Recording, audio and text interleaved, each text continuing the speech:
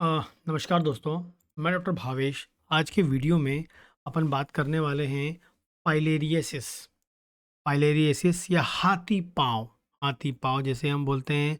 हाथी पाँव की बीमारी यदि किसी को हो गई है तो उसमें ऐसी कौन सी दवाएं हैं जो आपको लाभदायक हो सकती हैं, या आपका जो हाथी पाँव के कारण जो समस्या आपको हो रही है, ठीक है, उसको कैसे मैनेज कर सकती हैं होम्योपैथिक दवाएँ, ठीक है? तो हाथी पाँव को ठीक करने में सहायक हो सकती हैं या उसकी समस्या को कंट्रोल करने में सहायक हो सकती हैं दवाएँ। हाथी पाँव जो है जनरली ये पैरासाइट से होने वाली एक बीमारी होती है।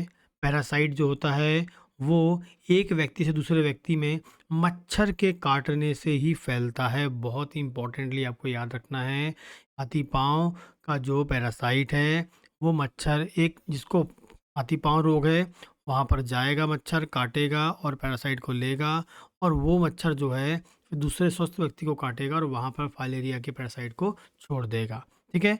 और जब ये जाता है और फाइलेरिया पैदा करता है, ठीक है?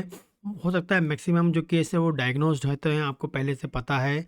तो उसमें जनरली क्या होता है फाइलेरिया में, रात के टाइम में समस्या होती है, रात में बुखार आने की उसमें आपको हिस्ट्री मिलती है, रात में बुखार आता है।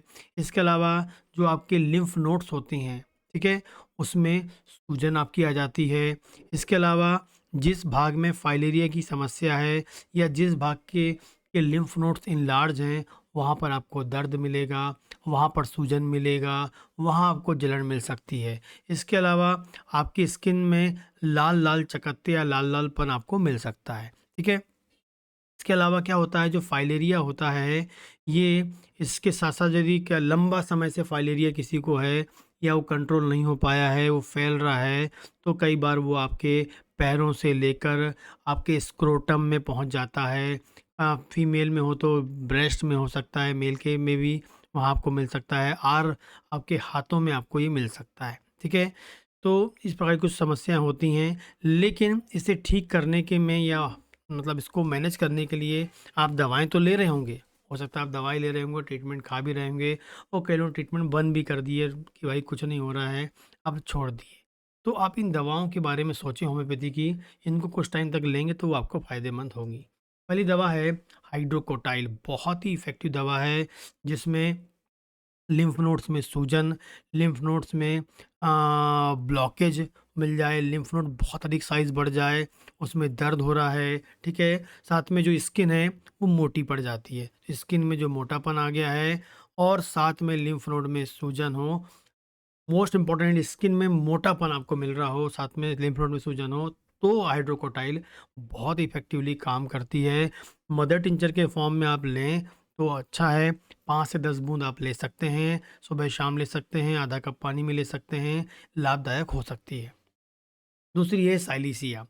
यदि आपको जहाँ पर भी फाइलेरिया का इन्फेक्शन हुआ है, जहाँ पर भी स्किन में बदलाव आया है, जहाँ पर भी आपके लिम्फ नोड एनलार्ज हुए हैं और वहाँ पर लगातार पस बन जाता है, वहाँ पर स्वेलिंग होती है, लंबे समय से वहाँ से मवाद निकल रहा है और मवाद निकलना बंद नहीं हो रहा है, वो वहाँ पर हीलिंग ही नहीं हो रही है, तो साइलिसिया नाम की दवा के बारे में सोच सकते हैं। और साइलिसिया 3x के बारे में आप सोचें तो बहुत अधिक फ़ायदेमंद होती है। 4-4 गोली सुबह, दोपहर, शाम में आप इसको ले सकते हैं।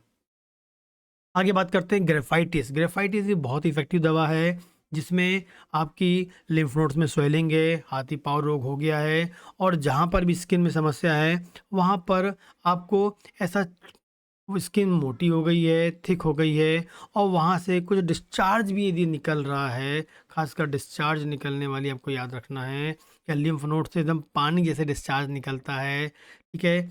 और वो हो सकता है चिपचिपा हो, तो आप ग्रेफ़ाइटिस आप ले लें।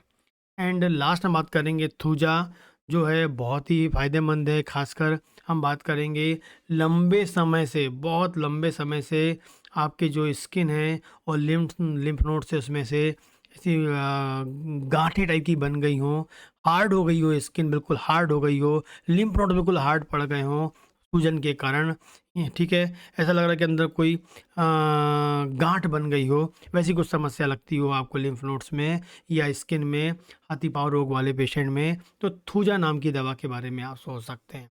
ठीक है?